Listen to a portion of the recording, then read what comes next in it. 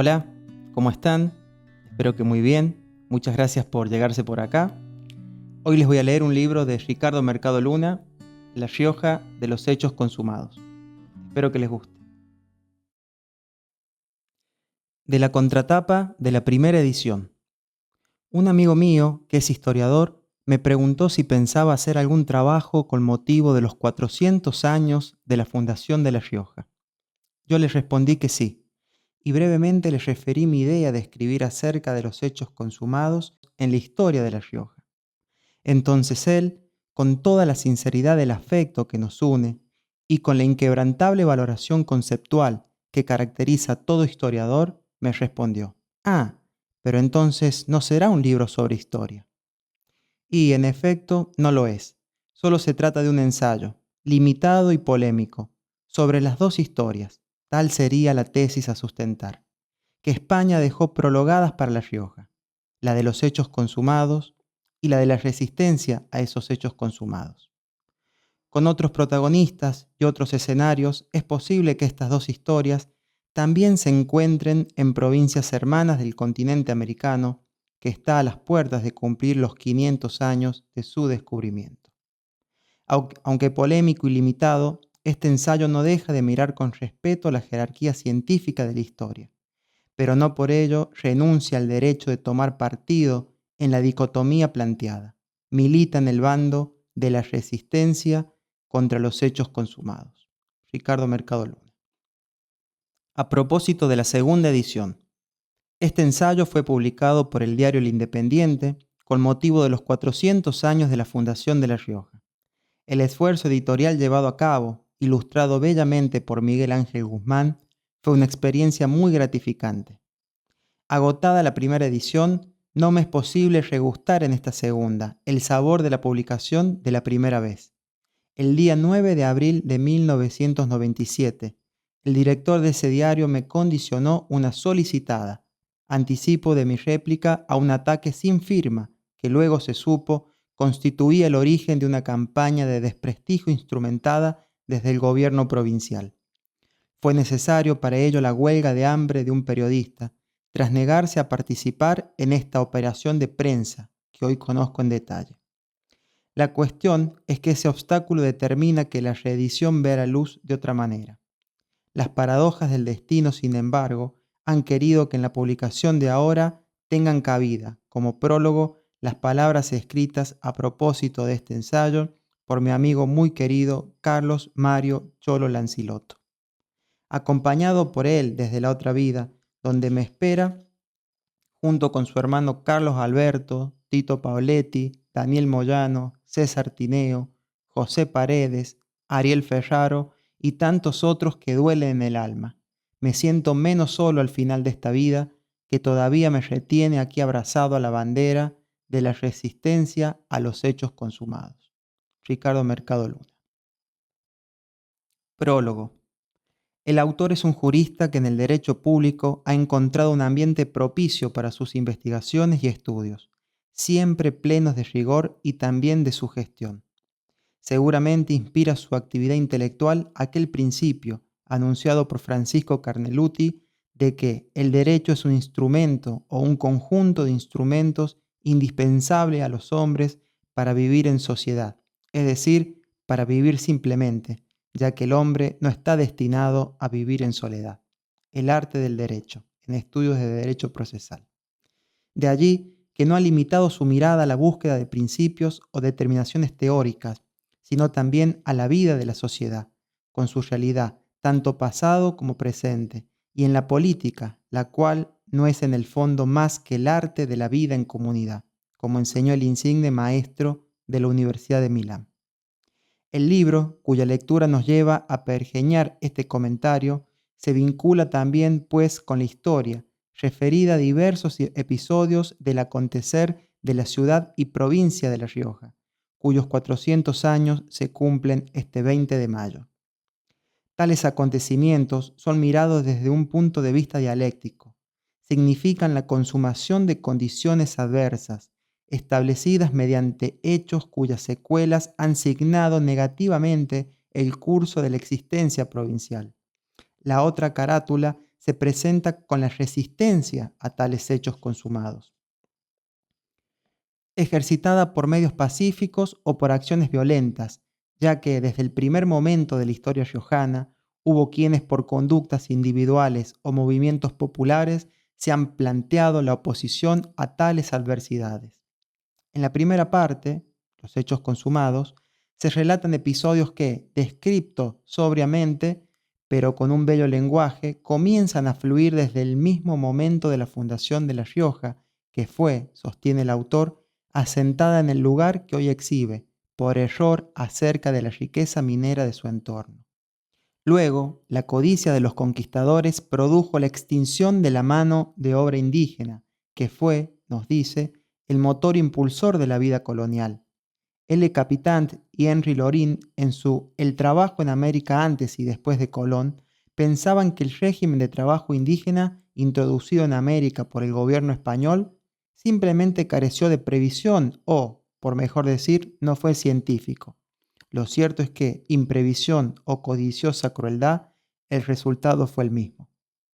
En la segunda parte, el paralelismo de la resistencia, la obra toca hechos y conductas que resistieron a la mencionada adversidad, con resultado vano. En un primer parágrafo está el recuerdo de San Francisco Solano, de su evangélica misión, de su defensa de los indígenas desamparados y su partida desde La Rioja, cuya sociedad le había marginado, desdeñado y difamado. Otra referencia es acerca de las ordenanzas de Alfaro y su benéfico intento de morigerar la situación de los indígenas. El gran alzamiento calchaquí, las figuras del cacique Chalimín y del cacique Coronilla son el contenido de otro pasaje. Se continúa ya en la época independiente con la presencia de Quiroga, Peñalosa y Varela.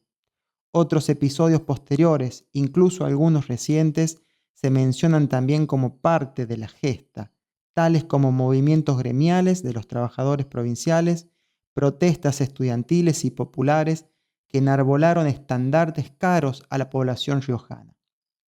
Varios nombres de intelectuales que en su esfera propia, juristas, literatos, políticos, investigadores, médicos, historiadores que menciona, persiguieron la transformación progresista de la vida provincial.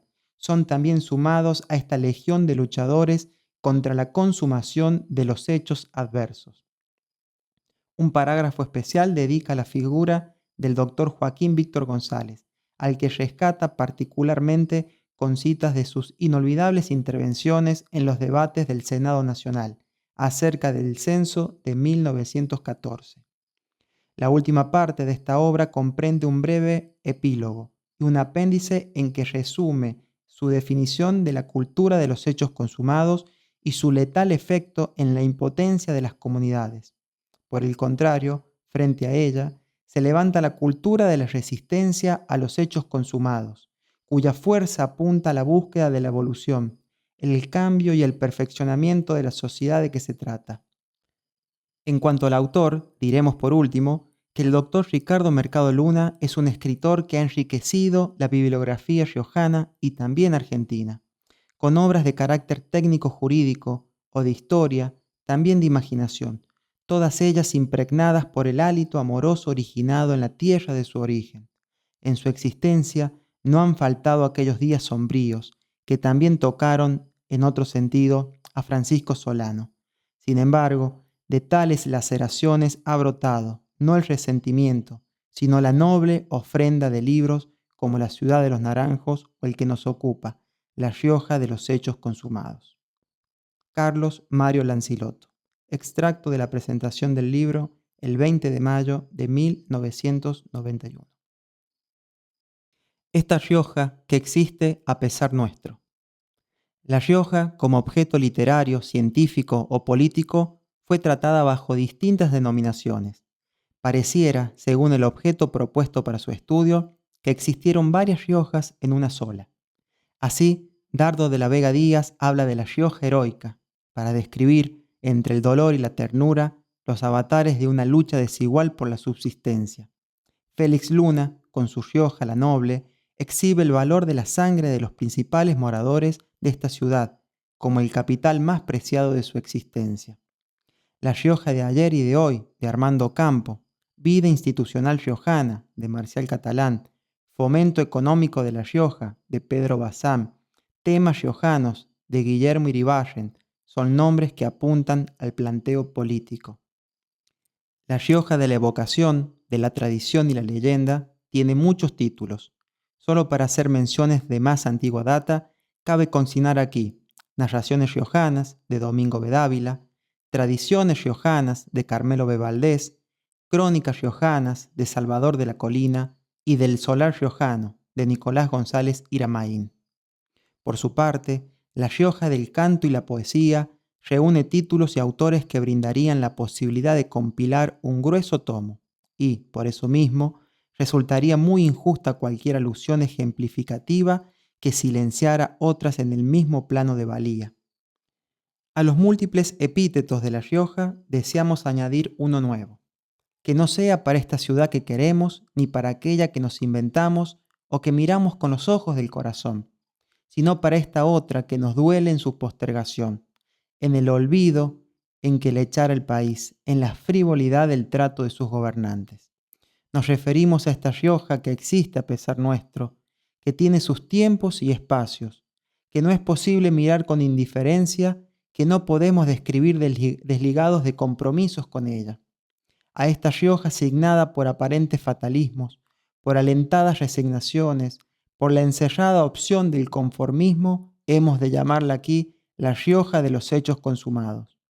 Bajo esta nombradía nos referiremos a la tolerancia cómplice como suerte de cultura de derecho consumado, pero sin olvidar la resistencia vigilante y viva contra los mentores de esa cultura. Es verdad que aquí solo trataremos de episodios ilustrativos, pero estimamos que los mismos resultarán suficientes para mostrar el hilo conductor de esta realidad superpuesta sobre lo que debió ser el curso normal del desarrollo de una comunidad en demanda de su propia y verdadera historia. Al cumplirse 400 años de la fundación de nuestra ciudad, casi coincidentes con los 500 años del descubrimiento de América, queremos contemplarla con realismo. No será este, por tanto, un relato de nostalgia y de los recuerdos, ni tendrá el agridulce sabor del condenado al éxodo que vuelve de su cárcel lejana a morir en la tierra de infancia. La Rioja de los hechos consumados que hoy presentamos es un enfoque de rebeldía, es una denuncia y también una esperanza extendida sobre el cálido manto de un afecto entrañable. Primera parte. Los hechos consumados. 1. La fundación equivocada. Desde el instante mismo de su fundación, La Rioja fue una ciudad de hechos consumados. Ramírez de Velasco, alucinado por la leyenda del oro del Famatina, destrabó todos los obstáculos del proyecto impulsado por la fiebre de la riqueza fácil y ajustó su propio mental con proa hacia el poder y la gloria que le daría el hecho histórico de fundar una ciudad con pie de oro, con horizonte de oro, con futuro interminable de oro. Partió de Santiago del Estero el 24 de marzo de 1591, seguro, confiado.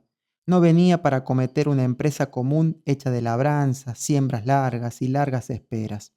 Venía solo para cosechar, venía para transformarse en minero. El 10 de mayo de 1591 entró en el Valle del Yacampis. Lo recorrió, le gustó. Estaba convencido de encontrarse en las cercanías del Famatina, así que no era cuestión de demorarse con mayores reconocimientos. 10 días fueron suficientes para elegir el lugar preciso. Lo encontró un poco más abajo, en un nivelado plácido y llano, con brillantes cielos y clima cálido. El 20 de mayo de 1591 procedió a fundar la ciudad con el marco del cerro al oeste. Todo estaba bien, solo que ese cerro no era el Famatina, precioso guardián de metales, sino otro, que por no tener nombre tomó el del fundador equivocado. La historia ya tiene extendidas certificaciones claras y concluyentes acerca de la intención minera que animó a la fundación de La Rioja. Más aún, es probable que antes de la gestión de Ramírez de Velasco se tuvieran noticias de los yacimientos del Famatina, y hasta es posible que algunos españoles ya hubiesen conocido con anterioridad esta comarca. Asimismo, la historia ha dejado sentado como cierto el hecho de que Ramírez de Velasco equivocó el asiento de la ciudad, pues su propósito había sido levantarla cerca del Cerro Famatina y no al pie del que más tarde llevaría su nombre, que está vacío de metales. Finalmente, la historia también tiene comprobado que recién un año más tarde, en la entrada que el fundador lleva a cabo en la zona del Famatina, se enteraba de que allí, y no en el Valle del Yacampis, existían yacimientos auríferos y argentiníferos. Lo cierto es que por apresuramiento, por error de cálculo o por lo que haya sido, la ciudad de La Rioja se fundó donde se fundó y no donde se había proyectado. Pero lo hecho estaba. No pudiendo ser mineros prósperos, aunque Velasco haya sido considerado el primer minero de La Rioja, los nuevos pobladores se resignaron a ser agricultores. Para eso, disponían de tierras con riego y abundante mano de obra gratuita de indios numerosos y todavía obedientes. Agricultores por fuerza de las circunstancias, los conquistadores locales muy pronto trocaron su resignación por entusiasmo. Los hilos de agua que bajaban de ese cerro que los engañó parecían suficientes, y los brazos esclavos descubiertos, si bien no reemplazarían a la plata y el oro ansiados, contribuirían sin duda a lograr la riqueza fácil que buscaban. De todos modos, esta sería la mejor ciudad de todas las Indias, según aseguraba a sus íntimos Ramírez de Velasco. Y en un tiempo pareció que lo era, al menos en la palabra o en la imaginación. En la imaginación del Carmelita Vázquez de Espinosa, por ejemplo, que en el año 1625, contemplando sus naranjales, su frescura y verdura, sentía haber arribado al paraíso. Sin embargo, pocos años después de aquella descripción, otros testimonios vinieron a correr el telón de la visión paradisiaca para descubrir una realidad distinta, producto de privilegios sobre la tierra, apropiación de esclavos por parte de los poderosos y adjudicación de riego a algunos pocos, quebrando la repartición por partes iguales. La otra Rioja, la de la sequía y de las disputas porque nunca sobra gota de agua, aparece instalada ya al iniciarse la década de 1680. De allí para adelante los clamores por la falta de agua serán incesantes. El desvanecido sueño minero, consolado por el sueño sustituto de la ciudad agrícola, será interrumpido varias veces, no solo por la escasez del agua, problema de por sí grave, sino también por causa de las guerras, la de la resistencia indígena primero y la de los ejércitos portuarios después, que hollaron y destruyeron sin miramientos las tierras pacientemente cultivadas. Y eso no lo es todo. Los insistentes sembradíos añadirían todavía un eslabón más a su cadena de frustraciones, el alejamiento de las lluvias ahuyentadas por la tala indiscriminada de los bosques. Hoy, cuando bandadas de guardapolvos blancos se desparraman alegres festejando improvisados asuetos por falta de agua en las escuelas, se patentiza hasta qué punto La Rioja, sin minerales y con sed, está donde no debe estar. Pero ella fue fundada por Ramírez de Velasco aquí donde está, y eso es un hecho consumado, el más antiguo de los hechos consumados riojanos. 2. Sometimiento y extinción del indio. La maloca primero y la encomienda después constituyeron las dos caras del mismo hecho consumado siguiente a la fundación equivocada. ¿Qué era la maloca? Dardo de la Vega Díaz lo explica con toda la fuerza de su encendida prosa poética. Maloquear, dice, era asaltar poblados indios, amedrentar a todos con el estampido de los arabuces y el encontronazo de las cabalgaduras. Maloquear era incendiar los ranchos, apresar los hombres y mujeres. Con estas piezas maloqueadas, agrega más adelante, los vecinos de La Rioja edificaron sus casas, levantaron sus templos y labraron sus tierras. La encomienda, a través de sus variantes sin elección, mita o yanaconazgo, fue el nuevo nombre de la esclavitud implantada en América. Tan clásica como cierta resulta la reiterada referencia histórica que da cuenta de que la base económica de la conquista fue el servicio personal de los indios sometidos y que este sometimiento fue cruel y despiadado. Conviene, sin embargo, recrear testimonios de este acerto a lo largo de tan cruda realidad. El propio Ramírez de Velasco, a escasos 5 años de la fundación, denunciaba al rey que los indios, muy vejados y trabajados, se van consumiendo y acabando, situación que alcanza también a las mujeres, a quienes se aprovecha hasta el agotamiento para hilar y tejer.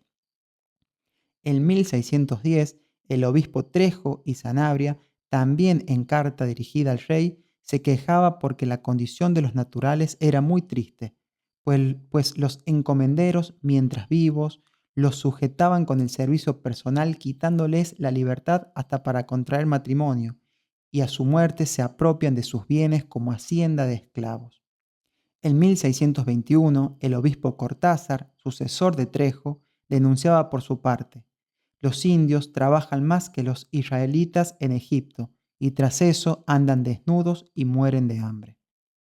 A más de 100 años de la conquista, el testimonio continuaba repitiéndose en el mismo sentido y atribución de responsabilidades. Desde luego, las guerras de resistencia contra el sometimiento, como lo fuera el gran alzamiento calchaquí, las enfermedades, los desarraigos masivos, todos y cada uno de los abusos perpetrados acrecentaron este proceso, pero la relación de causa y efecto fue siempre la misma: sometimiento, extinción. Apelando a datos estadísticos, esta trágica realidad puede apreciarse de la siguiente manera. De acuerdo con el Padrón del Tucumán del año 1778, se registraba en La Rioja un total de 9.699 almas, de las cuales 5.201 eran indios. Es decir, que había un porcentaje indígena del 54%. La Rioja por ese entonces se encontraba por su caudal indígena en el segundo lugar entre las 11 ciudades que existían en el virreinato. Ocurre, sin embargo, que a la vuelta de 3 décadas ese porcentaje disminuía al 22%. Y unos pocos años después ya los indios no gravitaban sobre la población. Esta comenzaba a formarse básicamente por blancos y negros. Si en los años de la independencia la raíz humana de los dueños de la tierra aún tenía rostros para testimoniar sobre la realidad de la usurpación, en los años de la organización nacional tal cosa virtualmente se hacía imposible. La extinción del indio cerraba un nuevo y duro hecho consumado sobre la geografía riojana. Tras ello vendrá la pobreza, el atraso, el abandono y la miseria. Palabras crueles, es cierto, tan crueles como los hechos que provocaron el sometimiento y la extinción, pero palabras que no se ahorraron, de todos modos, para definir las consecuencias de un trato despiadado. Pedro Lozano, hablando de la disminución de los indios a mediados del siglo XVIII, dice, según cita de Bazán: a ese paso ha ido decaeciendo la misma ciudad, verificándose el dicho vulgar de que las indias sin indios no son indias, pues ellos son toda la riqueza principal de las indias. Y en referencia concreta a La Rioja, mientras se conservaban las encomiendas, La Rioja creció mucho, pero faltando los indios fue decaeciendo y se halla hoy reducida a un estado miserable. El mismo Bazán recuerda que el Cabildo riojano había dicho en 1794 que la ciudad padecía de suma pobreza, miseria y desdicha. Y recuerda que Sobremonte, después de su visita a La Rioja en 1785, se refería a ella como pueblo corto y pobre, donde la fábrica de las casas es miserable. Salvador de la Colina, certificando la continuidad de este estado de decadencia, bajo el título La ciudad de La Rioja a mediados del siglo XIX, comenzaba diciendo en sus agudas y pintorescas crónicas: era en esa época la ciudad de La Rioja una aldea miserable. El costado naciente de la plaza estaba cercado con ramas. Digámoslo de nuevo, el indio constituyó la base económica de la conquista, el motor impulsor de la vida colonial riojana. Fue la mayor riqueza que encontraron los españoles, acaso más que el oro y la plata que buscaban, y fue exprimido hasta las últimas consecuencias. Su extinción fue hecho consumado de honda repercusión en el contexto de lo que debió ser un desarrollo provincial más o menos sostenido y equilibrado. Lo que no pudo consumarse, no del todo, fue la suplantación de la cultura indígena. Mucho quedará de la manera de ser y pensar del aborigen en las costumbres sociales y realidades políticas de las Indias después de la conquista, se ha dicho, y coincidimos plenamente con esta afirmación. De otra manera, estaríamos negándonos como producto del choque de sangre que somos. Y esa negación nos impediría articular con la direccionabilidad propuesta las presentes reflexiones sobre esta provincia nuestra. 3. La inautenticidad gubernamental. Si durante la conquista y gran parte del periodo colonial la síntesis de los hechos consumados converge en el sometimiento del indio y su posterior extinción, los tiempos posteriores, ya sin indios, convergen en la exclusión del pueblo de toda decisión y participación en el gobierno. Una serie de hechos pequeños, cotidianos, van consumando una nueva cadena de sometimiento. El indio se hizo gaucho y el gaucho cimarrón y matrero. Por eso sobrevino la montonera, como bien lo explica Dardo de la Vega Díaz. La montonera fue la resistencia del hecho consumado del sometimiento. La invasión, los incendios, la tortura y la muerte sembrada por los coroneles del centralismo fueron los hechos consumados sobre la montonera.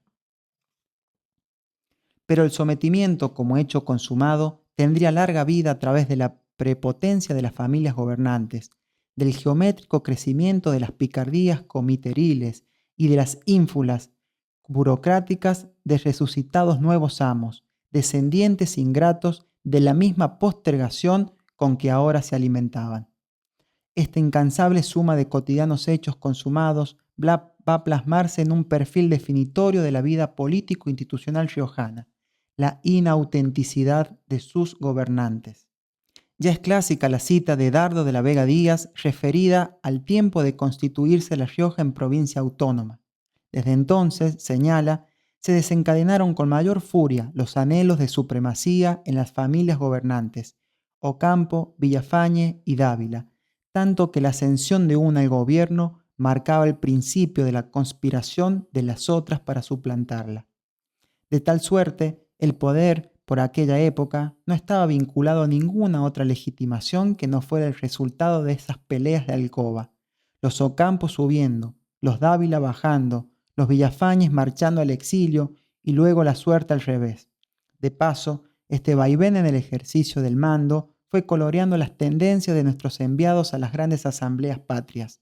Así pues, ninguno de los congresales de los largos primeros tramos de la historia lugareña, sin que ello importe desconocimiento de sus valías personales, fueron legitimados por la ciudadanía provincial. Esta se mantuvo ausente, la mantuvieron ausente, de las grandes decisiones políticas del momento. El caso de Regis Martínez, que nunca conoció a La Rioja y sin embargo la representó en la Convención Constituyente de 1853, es el más notable ejemplo de la inautenticidad señalada. Pero no hacen mayor diferencia a esta falta de representatividad los otros constituyentes del siglo pasado. Benjamín Victorica y Pascual Echagüe en 1860, Abel Bazán y Carlos Pellegrini en 1898. Todos ellos nombres extraños y desarraigados del sentir ciudadano local, aunque los mismos hayan desempeñado altas magistraturas en el país. Cuando las presiones de los humores y rencores familiares disminuían, en su reemplazo cobraban protagonismo las llamadas asambleas de notables. Entonces, de ellas surgían los gobernantes. Más tarde, cuando el sistema de elecciones abiertas apuró los tiempos hacia formas de más amplia participación, apareció el rostro sarcástico del fraude con sus múltiples muecas de engaños y estafas. Y cuando ya nos resultó tan fácil trampear en las urnas, se trampeó sobre el triunfo arrojado por ellas, haciendo en el gobierno todo lo contrario de lo prometido en el llano. La inautenticidad gubernamental en La Rioja conforma una regla. Desde luego, como toda regla tiene excepciones, pero estas fueron tan fugaces, quedaron tan estrechadas, tan aprisionadas en los parámetros insobornables de la historia, que hoy cuesta rescatar los ejemplos para ilustrar sobre la excepción derivada de la regla. Los hechos consumados se han devorado hasta eso. 4. Génesis y ocaso de la palabra empeñada. La conquista llegó el nombre de la cruz. En su nombre se empeñó la palabra de respetar al indio, de humanizarlo transformándolo en sujeto real y concreto de la caridad y el amor cristiano. Por eso y para eso se lo encomendó, repartiéndolos entre los recién llegados y más tarde entre sus sucesores. Los encomenderos, sin embargo, no los trataron cristianamente, ni los adoctrinaron en las cosas de Dios. Todo lo contrario, los aprovecharon en beneficio propio, convirtiéndolos en fuerza motriz de la economía del nuevo mundo descubierto. Así pues, la palabra empeñada no fue un patrimonio que llegara con los españoles. Ellos trajeron solo las formalidades y las ceremonias exteriores de su contenido. El buen trato a los indios fue nada más que palabras coladas entre sellos y rúbricas de cédulas reales y ordenanzas piadosas, como las de Alfaro, por ejemplo, decididamente resistidas por los encomenderos. Pero, ¿es que existió el cumplimiento de la palabra empeñada en tierra americana? Existió, vaya si existió. El indio la encarnó. Su franqueza y su inocencia la cobijaron. Él fue su ámbito, más que su formalidad, fue su forma, compromiso y garantía en sí mismo. Es que el indio no conocía la mentira ni la malicia, y por no conocerla, sus dichos formaban parte de la naturaleza, de la realidad de lo que es como es. El español, en cambio, desnaturalizó en América sus comportamientos humanos, no supo cumplir con su palabra, la utilizó, la mancilló, se aprovechó de ella. Algunos, muy pocos, es necesario hacer la salvedad, lucharon para que se cumpliera. Hasta dejaron por largos ratos los celestiales ritos nacidos del Evangelio y arremangando sus hábitos se sentaron a escribir denuncias. Aquel intento, sin embargo, fue inútil. La palabra empeñada, el nombre de la cruz, se derrumbaba frente a la codicia. Su violación se transformaba en un hecho consumado sobre el que se edificarían las nuevas posesiones, los nuevos feudos, el temido nuevo orden. Pero como es sabido, los españoles vinieron solos, solos con su codicia a cuestas. Sus mujeres, si alguna vez las tuvieron, se quedaron en la madre patria. Ellas sabrían de sus ambiciones y mentiras. Las indias arrebatadas en reemplazo, no. El acto de violación del que ellas fueron objeto no cambió los valores de la naturaleza. El Padre Anónimo no pudo interferirlos, y por no cambiarlos, en los frutos producidos por este choque de sangre, fructificaron los gérmenes indios de la franqueza. En definitiva, y con la historia abierta en la mano, podemos arribar a dos afirmaciones. Primero, que durante la conquista, la palabra empeñada fue una hipocresía. Segundo, que en los tiempos posteriores renació como patrimonio de orgulla provincianía impulsada por los viejos ancestros de los antiguos dueños del mundo conquistado. Así pues, durante la colonia, toda la época de la independencia y largos tramos de la organización nacional, la palabra empeñada recobró vida en La Rioja como perfil de una sociedad purificada por las adversidades de su existencia. Los pirquineros del oeste, los criadores de los llanos, los labriegos de todas las fincas y huertas, los arrieros de todos los caminos hicieron culto de ella. Las rebeldías, las protestas y aún las guerras que debieron librar los riojanos se recostaron y lanzaron sobre la palabra empeñada, pero el adversario no actuaba de la misma manera. Allí está ese episodio de los tiempos montoneros que fue el tratado de la banderita para corroborarlo. Precisamente, la palabra empeñada comenzará a corroerse como valor personalizante de la sociedad riojana con la invasión de los ejércitos portuarios. Las constantes invocaciones de la civilización y el orden, el medio de la tortura y el asesinato, servirían primero para sopesar diferencias y luego para comprobar la estafa del canje de los compromisos verbales por los juramentos fingidos en nombre de la patria. Después de la embestida de los ejércitos portuarios, la palabra empeñada ya nunca más brillará con la misma intensidad de los tiempos pasados. Con los aliados nativos del centralismo, ella se volverá mofa en el trato político y conmovedor drama en la letra de leyes y constituciones nunca cumplidas. Electores que modificaron sus compromisos cambiando de candidatos en el colegio, candidatos que subieron con un discurso y gobernaron con otro, y sobre todo, acuerdos y compromisos rubricados para jamás ser cumplidos, se transformarán en moneda de circulación corriente en la vida pública e institucional riojana.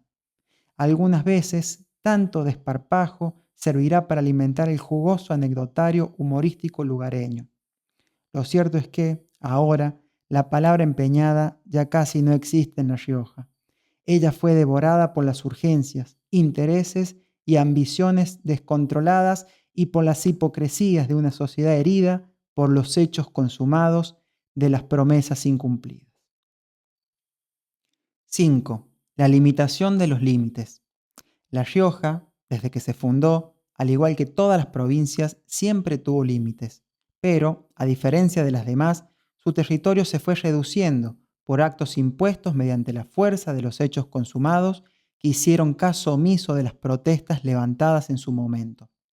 Lo notable de estas mutilaciones estriba en las circunstancias de que algunas de ellas fueron no solo toleradas, sino alentadas y aún impulsadas por los propios riojanos. Es verdad que con la perspectiva del tiempo pueden admitirse las buenas intenciones de concluir viejos pleitos, pero esta tolerancia no alcanza para extender la excusa a la imprudencia de los apresuramientos, sobre todo en aquellos casos en que los mentores y ejecutores locales de la entrega no desempeñaban funciones de gobiernos regulares. Pero veamos cómo comienza esta lamentable historia de la limitación de los límites provinciales. La fundación de Catamarca, como consecuencia de la Real Cédula de 1679, determinó la primera afectación del suelo riojano, que perdía así la porción más fértil de su territorio, extendido desde el pueblo de Choya hasta la hacienda de Chumbicha. El cabildo riojano cuestionó de inmediato esta cédula, pero Mate de Luna no por ello dejó de llevar adelante su cometido y Catamarca se fundó de todos modos. La queja riojana, dice Armando Bazán, a quien venimos siguiendo, tuvo por efecto la suspensión de la Real Cédula, pero la noticia llegó cuando el hecho estaba consumado. Es el citado historiador el que habla aquí del hecho consumado, y ello, dentro del esquema de análisis planteado, no se exime de mayores argumentaciones sobre este acontecimiento puntual, acaecido en los albores de nuestra existencia provinciana. Así y todo con el mismo auxilio de la historia, conviene recalcar lo siguiente. Estas mutilaciones de territorio riojano tuvieron también otras implicancias. Las obligaciones propias de vecinos feudatarios quitaron a La Rioja un importante grupo de familias que tenían sus haciendas en la nueva jurisdicción y redujo considerablemente las rentas de su cabildo. A mediados del siglo pasado, una nueva segregación en beneficio de Catamarca achicaba otra vez el territorio riojano. Pero después del año 1900, cuando se arreglaron definitivamente los límites con Córdoba, el mapa de La Rioja se mantuvo sin variantes, ya que sus derechos y pretensiones eran registradas por los cartógrafos. Sin embargo, quedaban zonas pendientes, porciones de territorio para defender, reivindicar y hasta pelear por ellas. Esto ocurriría con los límites de Catamarca, San Luis y San Juan. La primera pretendía avanzar aún más sobre La Rioja. La segunda y la tercera pusieron pleito sobre lo que Ramírez de Velasco había dejado claro en la fundación. Por siglos se arrastraron estas diferencias, pero La Rioja no cedió. Sus mapas incluían como propios los territorios puestos en duda. Sus gobernantes, después de la amarga experiencia vivida desde aquella lejana Real Cédula de 1679, se mantuvieron alertas, vigilantes, protestaban a voz en cuello cada vez que por actos clandestinos y otros que no lo fueron tanto, se pretendía sentar derechos o mejorar antecedentes contrarios a las pretensiones locales. No solo los gobernadores, sino también la legislatura y el Poder Judicial, a través de distintas representaciones, salieron al frente y dieron batalla institucional cada vez que la policía o la dirección de catastro o de rentas o los simples particulares titulares de campos riojanos fueron objetos de atentados o avasallamientos por órdenes o mandatos de otras jurisdicciones. Así, por ejemplo, por su decreto del 22 de diciembre de 1881, el entonces gobernador Francisco Vicente Bustos, sintiendo menoscabado el honor de la provincia y los intereses de sus habitantes, reaccionó enérgicamente contra el gobierno de San Luis, señalando que éste viene progresivamente extendiendo su jurisdicción sobre el territorio de esta provincia, alegando derechos que ningún tribunal ha declarado. De esta manera, se mantuvieron las cosas hasta la entrada de la década de 1960.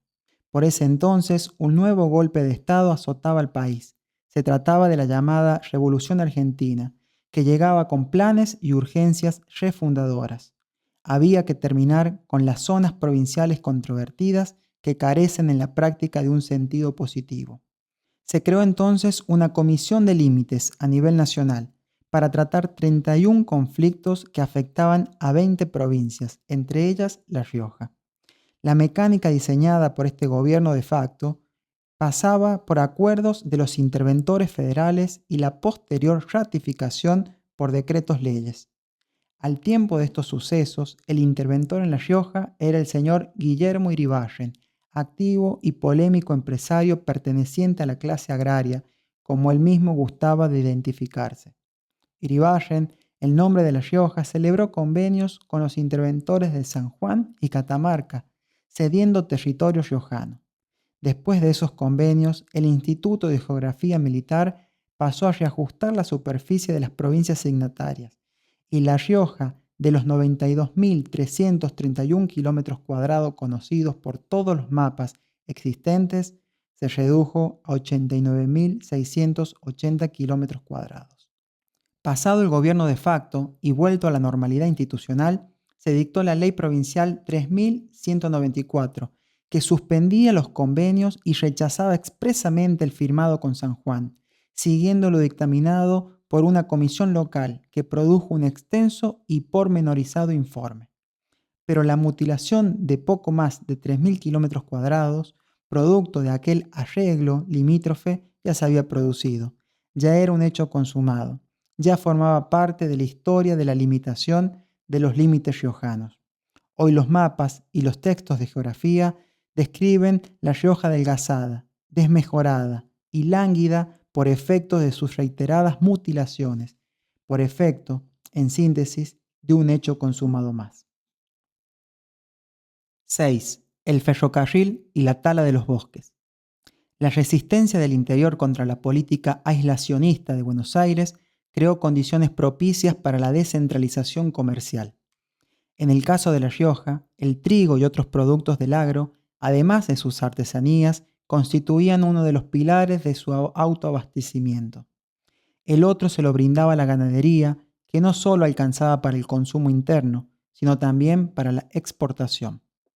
El ganado era criado principalmente en la zona de los llanos y se lo pasaba a Chile por el oeste, con estación en los verdes alfalfares de Vinchina. A su vez, La Rioja traía de Chile, por vía del Pacífico, lo que Buenos Aires le negaba por vía del Atlántico.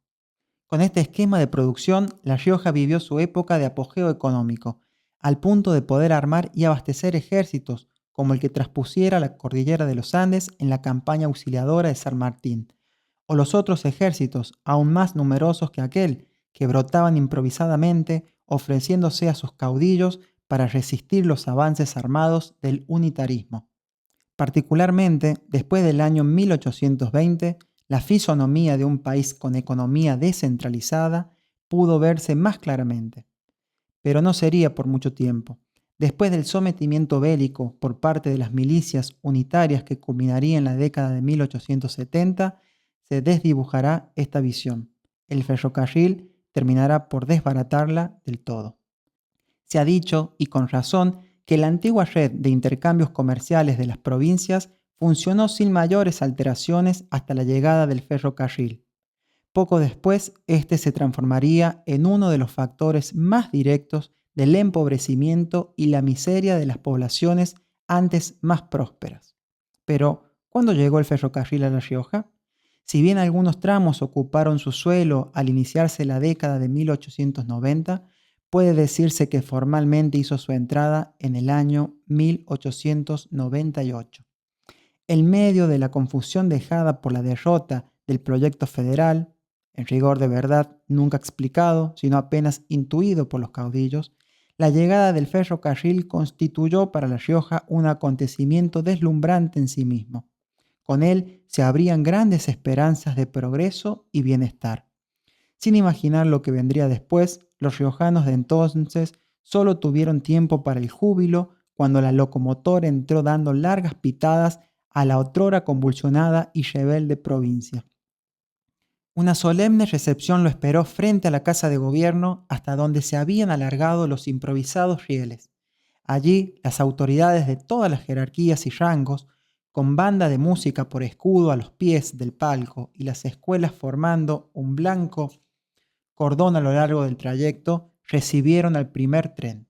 Un detallado testimonio describiendo la recepción brindada estampa la colorida pincelada lugareña de fines de siglo.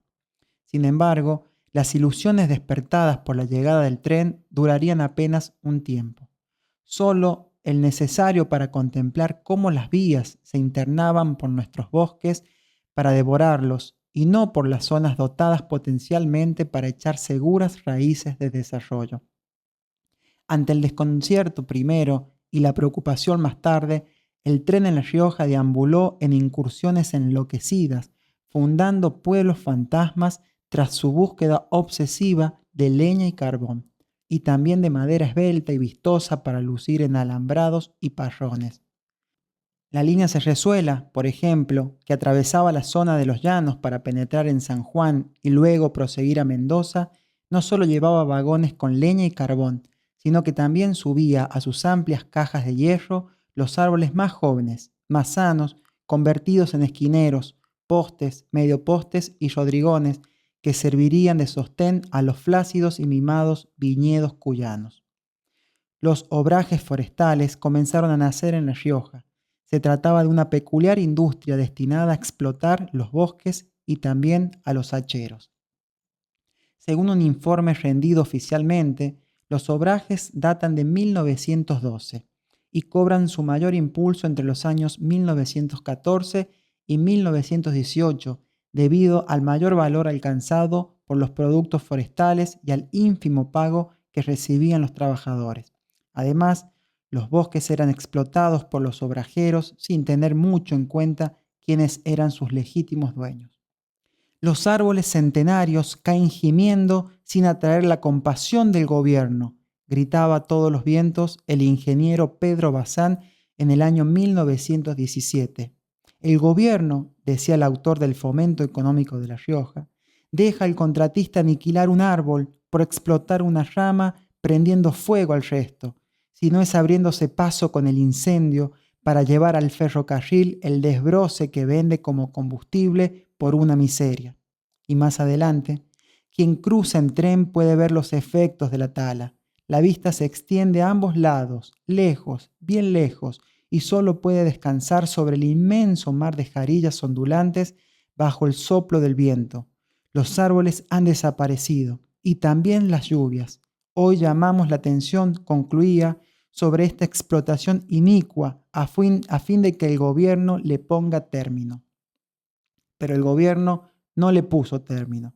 En realidad no podía. Una relación cuasi diabólica ataba a los hombres con los árboles. Se necesitaban vagones para sus árboles derribados. Era lo que los hombres de hacha querían, aunque en ellos, se les iba la vida. En la iniciativa de un diputado de los años 20, clamando por vagones, precisamente, se exponen oficialmente, con paradojal crudeza, los efectos devastadores del ferrocarril en La Rioja. El día 15 de septiembre de 1912, el diputado Julio del Carmen Moreno decía en nota al ministro de Obras Públicas, Pablo Torello: la mayoría de los pobladores de la extensa región de los llanos se dedica a la explotación de leña y carbón para proveer al ferrocarril Central Norte, que lo atraviesa desde Cerrezuela con rumbo a La Rioja y San Juan.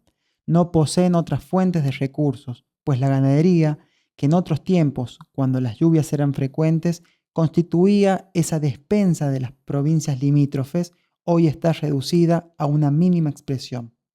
El diputado Moreno cerraba su nota oficial con este patético párrafo: carentes de obras de riego que podrían transformar los campos, hoy yermos, en tierras de promisión, los pocos habitantes que aún quedan rindiendo culto a una grandeza que fue, no encuentran otro medio de vida sino la explotación de los bosques de quebracho y algarrobo. David Gatica, en Los fundadores del olvido, relata el drama personal e intimista de los hacheros arrasados por el empleo del mismo instrumento con el que talando los bosques talaron también sus vidas. No solo caían los quebrachos, también caían los hombres. Sobre la tala irracional de los bosques sobrevino la erosión que alejó las lluvias, y sobre las largas y sedientas vías de la erosión siguieron circulando todavía un tiempo más los trenes cargueros, pero ahora remolcando vagones, tanques, que gargantas sedientas esperaban en las mismas estaciones donde antes se apilaban gigantescas parvas de leña y carbón. En la actualidad, ni siquiera eso. El último tren partió hacia el pasado desde este doloroso hecho consumado en la noche de un sábado del mes de abril del año 1977. 7. Claudicación de la personalidad edilicia. Si La Rioja tuvo o no un estilo arquitectónico definido, es asunto que aún tendrán que seguir discutiendo los especialistas, arquitectos, historiadores, sociólogos, entregados a la tan interesante temática del estudio de las ciudades en América. En cambio, parece no haber dudas en el caso riojano y en el plano histórico con respecto a la relación que existe entre las transformaciones urbanas y las políticas. Las primeras fueron mucho más lentas que las segundas. Esto explica e ilustra sobre el hecho de que, desde el punto de vista arquitectónico, la estructura colonial de La Rioja permaneciera inalterable durante los años posteriores a la Revolución de Mayo. Resulta atrayente, por la claridad de su enunciado, sostener la tesis según la cual La Rioja, hacia fines del siglo XIX, mostraba un homogéneo y bello aspecto colonial, y que, con el terremoto de 1894, se inició la destrucción de su fisonomía arquitectónica. Desde luego, en la simplificación se pierde la precisión y ciertas puntualizaciones de singular relevancia, pero, a no dudarlo, la síntesis del enunciado aparece como válida para concluir que La Rioja tuvo personalidad edilicia, aunque el mencionado estilo colonial no haya sido estrictamente tal, hasta poco antes de iniciarse la centuria de 1900. A partir de ese momento, La Rioja inicia un proceso de despersonalización edilicia, la cual, a nuestro juicio, tiene dos lecturas. La una, de naturaleza político-histórica, común a todas las ciudades del Nuevo Mundo, como lo fue diferenciarse de España con la que se rompían los lazos de dominación.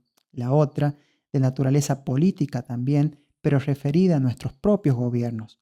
La no valoración de la importancia sociocultural de una ciudad concebida, armada como exteriorización física de las modalidades, sentimientos y estilo de vida de sus habitantes. Si en lugar de la indiferencia de nuestros gobernantes hacia las cuestiones urbanísticas se hubiera prestado atención a la manera de sentir y vivir de nuestra gente, no solo habríamos logrado una ciudad definida, sino que hasta es posible que descubriéramos a tiempo que las razones políticas provenientes del rompimiento con España no tuvieron aquí mayor significación, al punto de continuar sintiéndonos una ciudad española.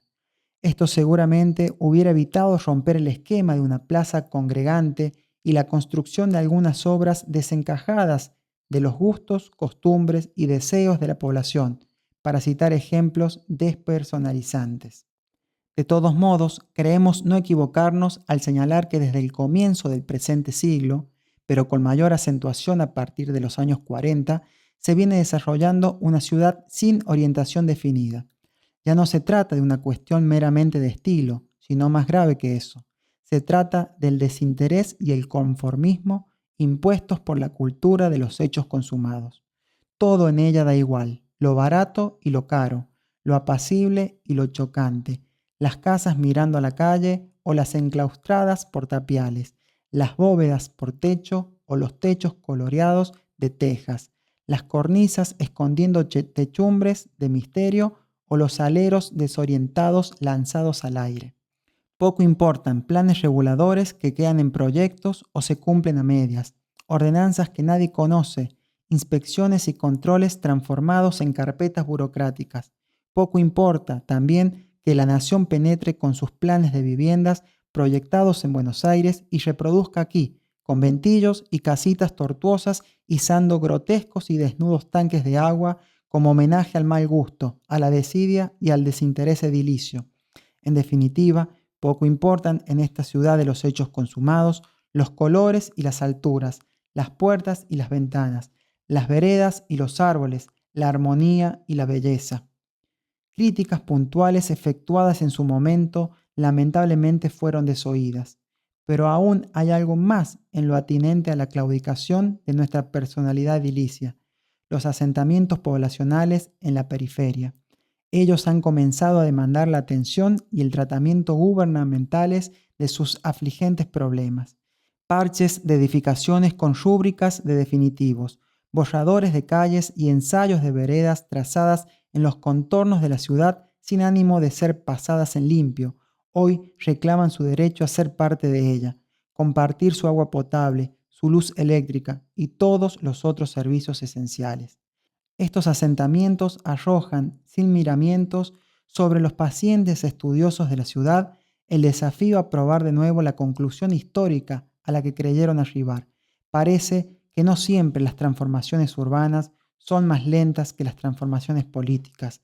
A veces, como en estos casos, podría ser que las transformaciones urbanas han llegado primero y están reclamando las transformaciones políticas que deberán dar las respuestas posteriores a la realidad irreversible de estos hechos consumados. En uno u otro sentido, desde todo punto de vista, puede decirse que la ciudad de La Rioja, pudiéndolo, estando aún a tiempo, no refleja la historia personal de su vida. Ella puede estar aquí o allá, en cualquier parte, ha perdido identidad, nombre y fisonomía de la histórica ciudad, por efecto de los hechos consumados operados en su seno, marchan ahora por caminos diferentes.